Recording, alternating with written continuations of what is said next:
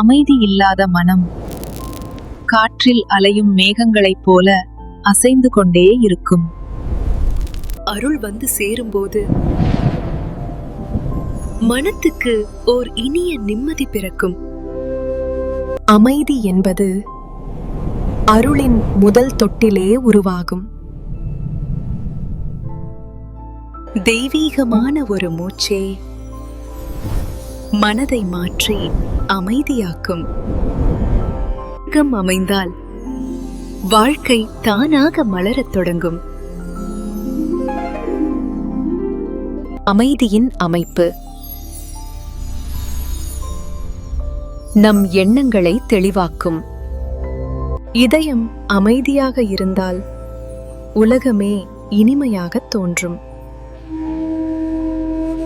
ஒரு தெய்வீக தொடுதல்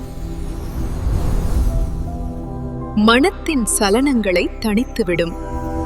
அமைதி கிடைத்த மனம் ஆழமான ஏரியைப் போல தெளிவாக இருக்கும்.